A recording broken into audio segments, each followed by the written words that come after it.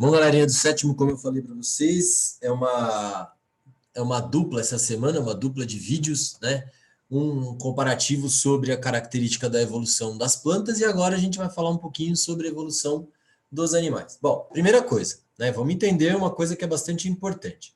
Os primeiros grupos que surgiram na Terra, eles surgiram a partir de organismos unicelulares que se organizaram, né? E formaram os primeiros indivíduos celulares, pluricelulares, aproximadamente, se a gente for pensar, né, mais ou menos 700 milhões de anos atrás. Bom, primeiro detalhe, né, uma coisa muito importante.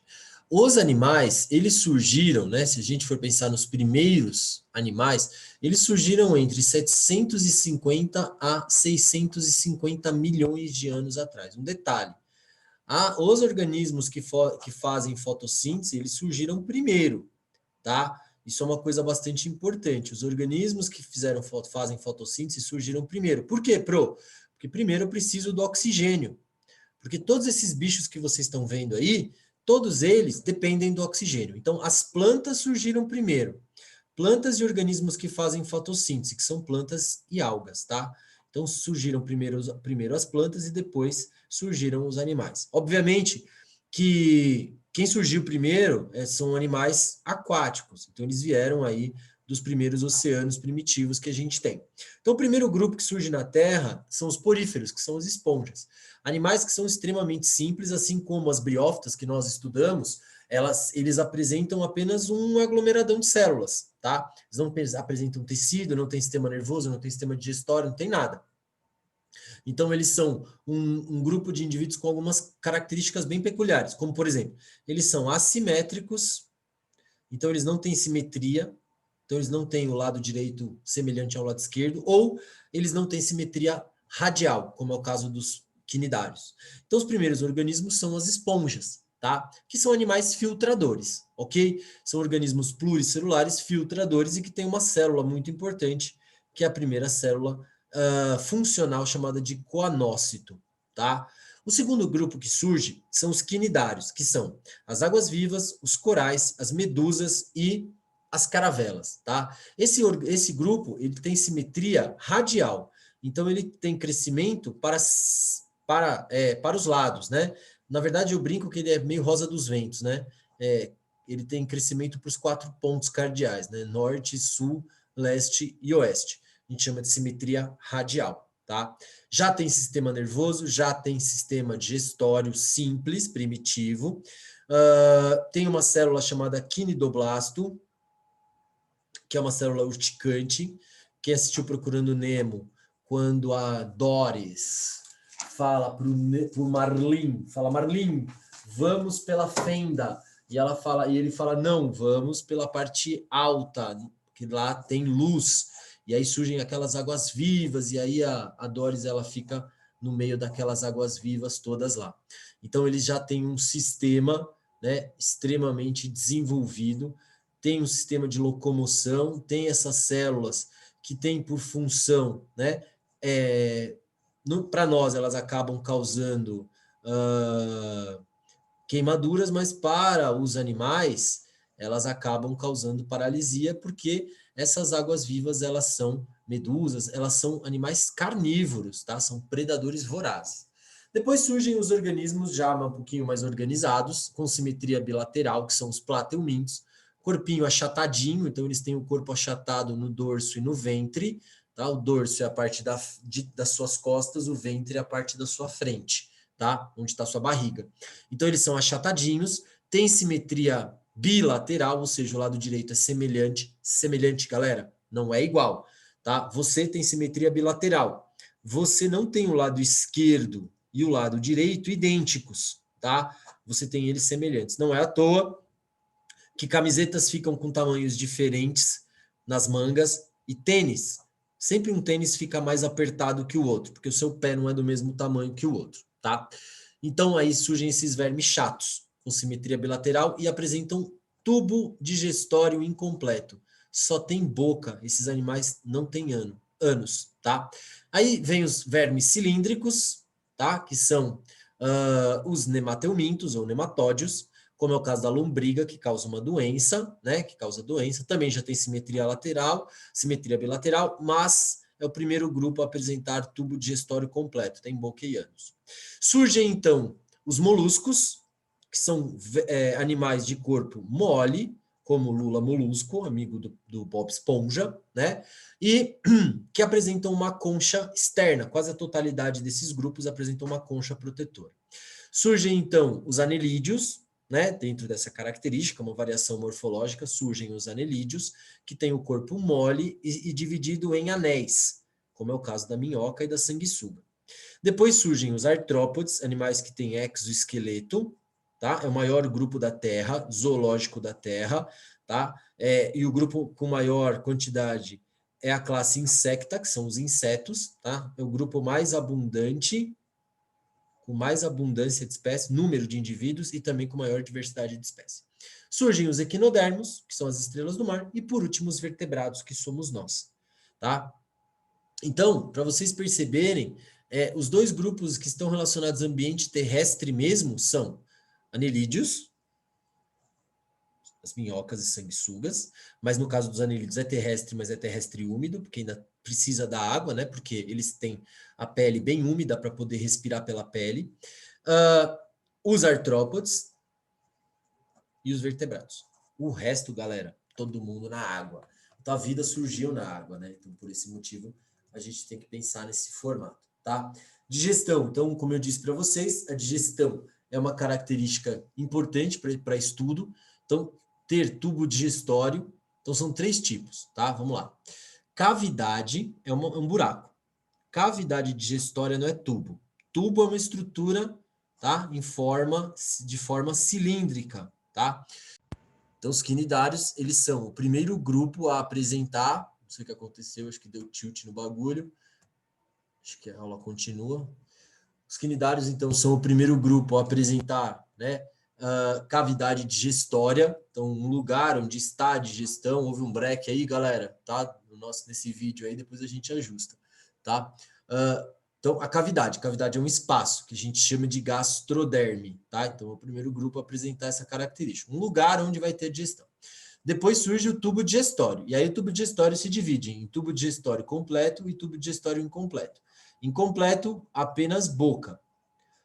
Completo, boca e ânus, tá? Além disso, você tem o que a gente chama de anexos digestórios, tá? Ou órgãos anexos da digestão, que são o fígado e o pâncreas, tá?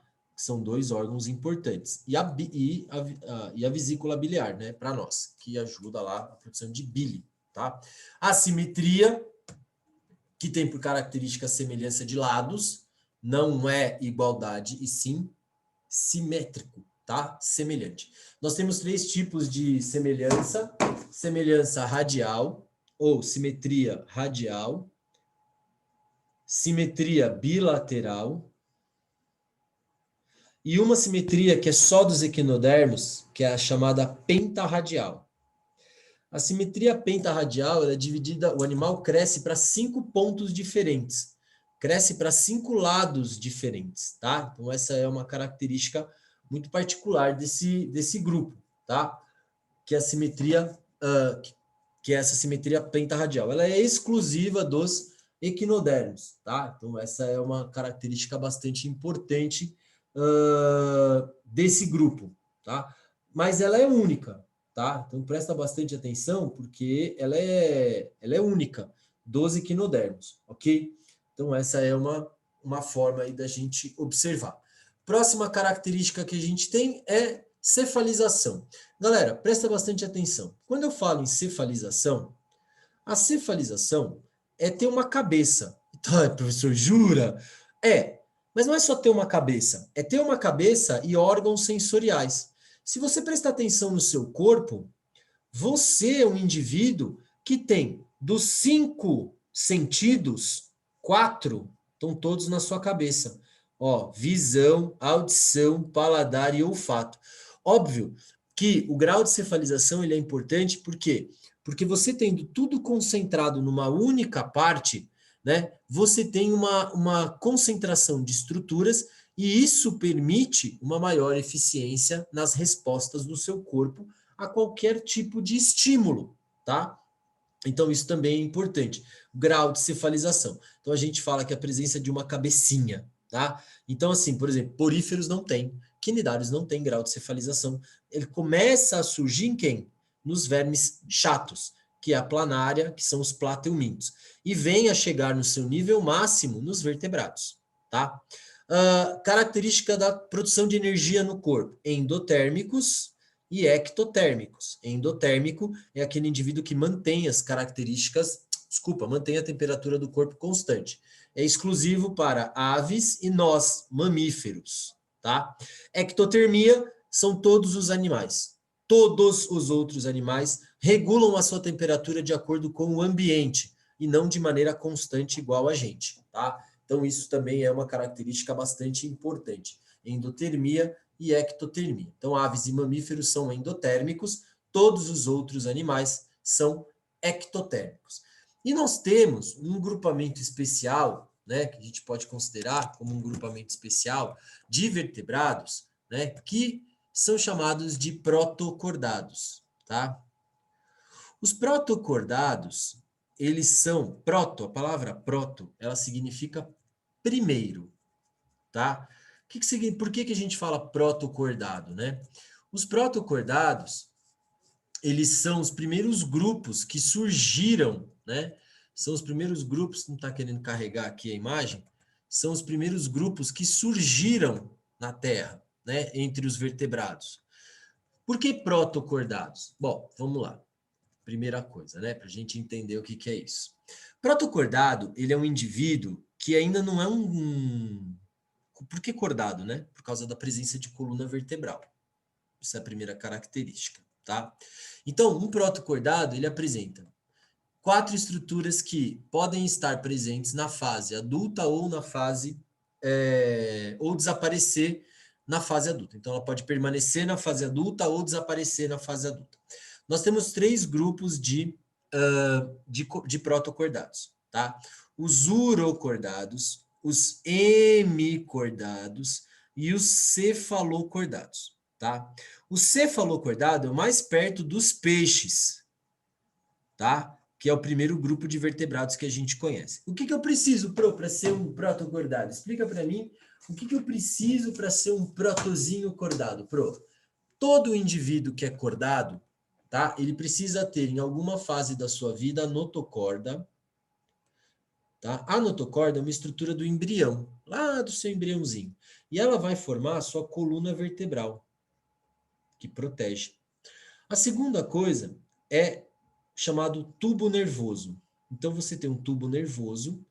Esse tubo nervoso, ele é dorsal. Ou seja, aqui nas suas costas, onde está a sua coluna vertebral. Então, a notocorda, ela vai crescer e vai envolver o tubo nervoso dorsal, formando a sua coluna vertebral e a sua medula espinhal aqui dentro, certo? Que está relacionado ao sistema nervoso, ok? Outra característica, fendas branquiais faríngeas. Fenda branquial faríngea, ela vai originar o quê? Brânquia para os peixes, que é uma estrutura de respiração. E, por último, uma cauda pós-anal, ou seja, uma cauda depois da estrutura digestória chamada ânus. Então, para eu ser um protocordado, ou para eu ser um cordado em alguma fase da minha vida, eu precisei ter notocorda, tá? Tubo nervoso dorsal, fenda branquial faríngea e cauda pós-anal. Tá? No nosso caso, notocorda, tubo nervoso dorsal, fenda branquial faríngea e cauda pós-anal, a gente tem até o 14º dia de vida, lá no útero da mamãe. Depois essas estruturas se transformam em coluna vertebral da notocorda, tubo nervoso dorsal vai formar a medula espinhal, as fendas branquiais faríngeas vão formar o nosso pulmão e a nossa cauda desaparece, forma só a nossa estrutura do ânus, tá? Por quê? Porque nós não temos cauda, né, gente? A gente é primata, mas a gente não é primata com cauda. A gente é primata não caudado, tá? Então, até o 14º, 20º dia de vida, a gente tem isso. Depois a gente não tem mais. Isso desaparece e é trocado por outras partes né, que vão formar outras estruturas, ok? Outro detalhe importante tem a ver com a característica da vida fora da água, é a exposição ao sol. A presença de escamas, pelos e penas, tá? Foram fundamentais para a manutenção, né, dessas estruturas, ok? Então, você tem escamas, que tem queratina, os pelos têm queratina, as penas têm queratina. Então, essas são estruturas bastante importantes, tá? Lembrando que nós temos ectotérmicos, como são todos os animais, menos quem? Aves e mamíferos, que são endotérmicos, regulam a sua temperatura. Não é à toa que o cara fica lá no shopping com aquele revólverzinho lá, gente, vendo se você tá com febre ou não tá com febre. A febre é uma resposta, é uma característica de resposta do nosso corpo a essas mudanças que a gente tem, tá? Então isso é muito comum, ok? Então fique bem sussa que isso é bem fácil. Quanto à respiração nós temos três tipos. Pela pele, que a gente chama de tegumentar, tá? Que é pela superfície da pele. Pode também ser chamada de respiração cutânea. Isso para vertebrados, tá? Respiração pulmonar e respiração branquial. Existem outros tipos de respiração? Sim, traqueal e filotraqueal, que é de invertebrados, mas tegumentar ou cutânea, pulmonar e branquial, ela acontece, né? Nós, vertebrados, só temos essas três. Quem tem tegumentar ou pela pele, né? Quem tem tegumentar ou pela pele são os anfíbios. Então, os anfíbios têm respiração tegumentar, tá? Pela pele. Quem tem respiração pulmonar? Todos os vertebrados, tá? Menos os peixes. E quem tem respiração branquial? Peixes, né? Anfíbio jovem, que é o girino, tal, mas adulto, peixe, tá? Pulmonar, répteis, aves e mamíferos, répteis, aves e mamíferos, e cutânea, anfíbio. Aliás, o anfíbio é a única espécie, é o único grupo que tem os três tipos de respiração. Porque quando ele é girino, ele tem respiração branquial. Quando ele é adulto, ele tem respiração cutânea, que é pela pele, e pulmonar. É o único de todos os grupos de vertebrados que tem essa característica.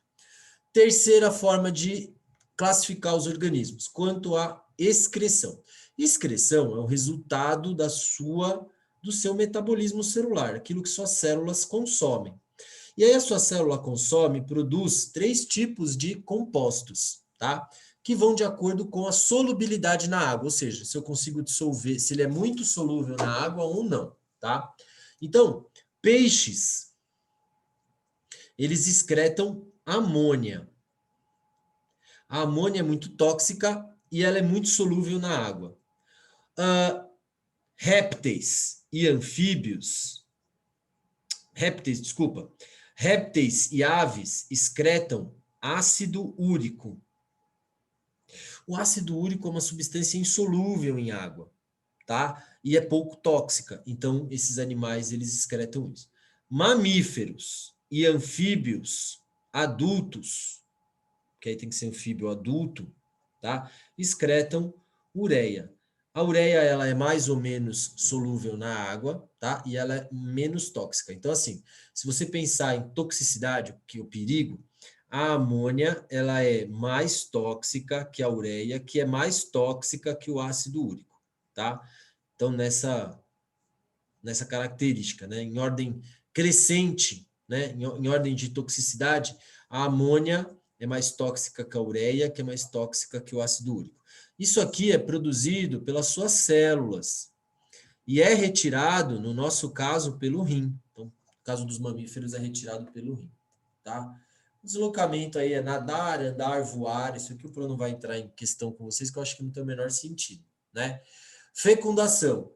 Tipo de fecundação, ou ela ocorre dentro do animal, interna, ou ela ocorre fora do animal, externa. Interna, aves, répteis, mamíferos, tá? Essa fecundação interna. Peixes e anfíbios, a fecundação é externa, tá?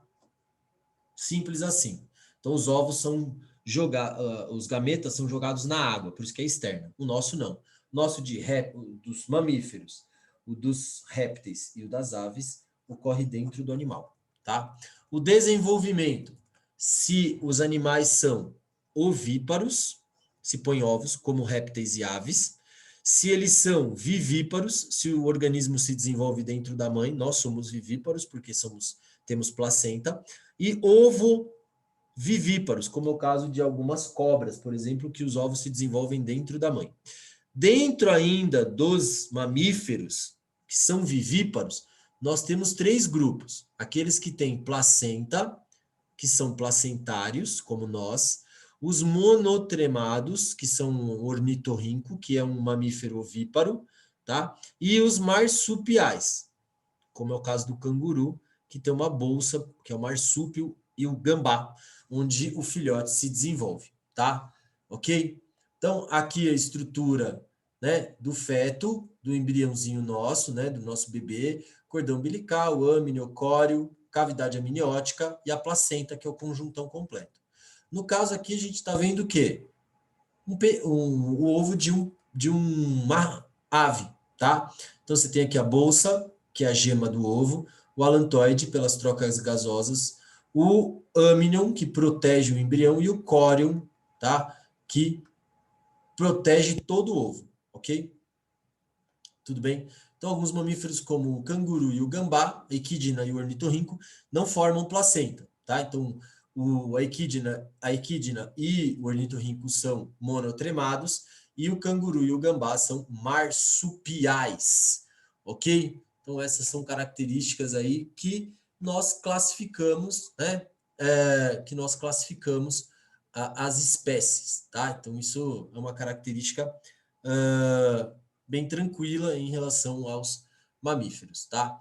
Tem outras, né? Por exemplo, tipo de circulação que nós vimos lá na outra aula, né? Se a circulação ela é dupla, completa e fechada, se ela é dupla, incompleta e fechada, se ela é simples. Então, tudo isso nós vimos também. Então, ele fala, né? Da evolução dos peixes agnatos, que são os peixes sem mandíbula, chamados de agnatos, surgiram os peixes placodermes, os primeiros vertebrados a apresentar mandíbula, chamados de gnostomados, que dominaram o oceano há 350 milhões de anos. Dos placodermes evoluíram os peixes cartilaginosos atuais e os ósseos, né? Qual a importância do surgimento da estrutura bucal? Gente, é óbvio, né? Para que serve a estrutura bucal? Ela aumenta a amplitude alimentar, tá? Então, ela aumenta a amplitude alimentar. Dessa forma, você tem uma maior variedade de, né, alimentos para poder sobreviver. Ok? Os primeiros fósseis de répteis que se conhecem são o cotilossauro, que revelam características que indicam sua ancestralidade em relação a todos os répteis modernos e antigos, inclusive os dinossauros. Como é sabido que os répteis foram os primeiros vertebrados a efetivamente ocupar o ambiente terrestre, indica as principais características. Então vamos lá. Isso aqui também é fácil, né? Pele impermeável, formada por escamas, tá? Respiração exclusivamente pulmonar, que também é uma grande diferença. Presença de ovos com casca calcária.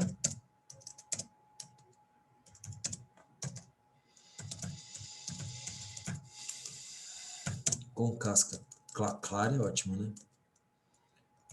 Calcária. Tá? Então, pele impermeável. Acho que tá bom, né? Pele impermeável, formada por escamas, respiração exclusivamente pulmonar, presença de ovos com casca calcária. Isso, para mim, são as partes mais importantes, né? Para animais de porte muito grande, como o aptossauro, réptil que media 10 metros de altura, 20 metros de comprimento e pesava algumas toneladas, ser ectotérmico constitui um problema. Justifica essa afirmação.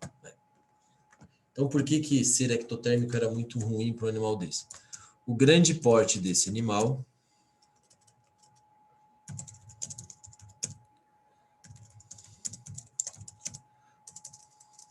o grande porte desse animal fazia com que, ao tentar se aquecer, ele ficaria muito vulnerável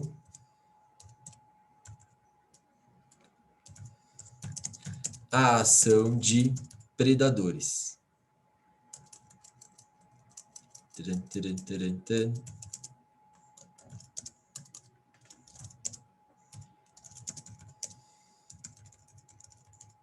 De predadores. Pois, com todo esse tamanho, levaria horas para se aquecer. Coitadinho. Ok? Então ele ficaria muito exposto, seria muito perigoso para ele. Tanto que ele desapareceu, né, galera? Leia a tirinha. Posso pular de asa delta? Não. Posso brincar de roleta russa? Não. Posso andar no Globo da Morte? Não. Pô, animal em extinção não pode nada. A diversificação das espécies levou ao surgimento de formas bem diferentes de organismos. No entanto, muitas delas foram extintas e outras, como o urso-panda da tiria, estão ameaçadas. Quando ocorre... Ah, isso é uma pergunta muito legal, gente. Quando que ocorre, né, a extinção? Então, vamos lá. Considera-se extinto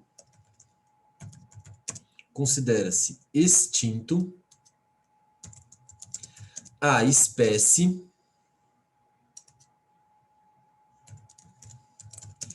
que não é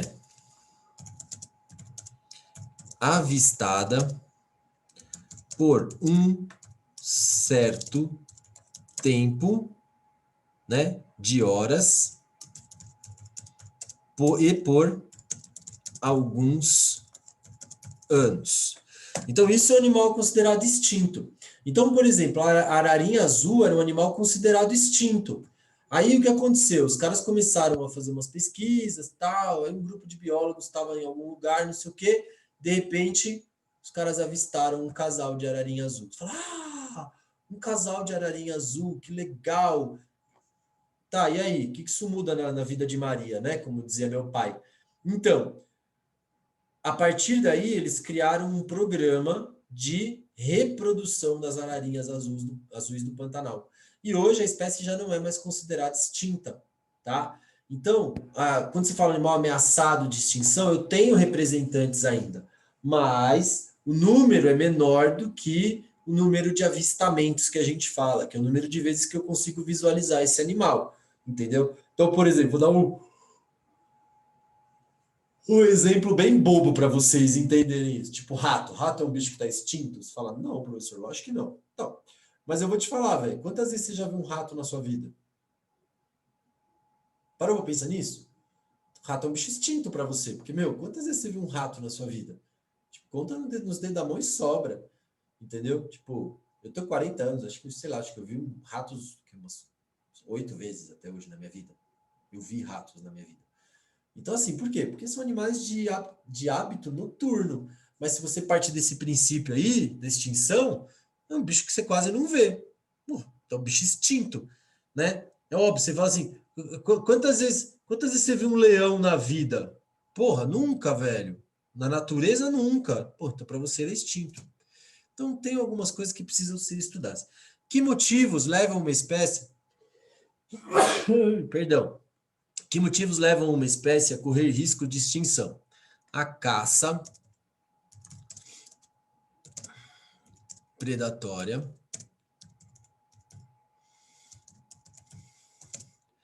o tráfico de animais. Aqui eu vou propor, vai ficar horas falando, né? Tráfico de animais, as queimadas, o desmatamento, derramamento de petróleo, derramamento de petróleo,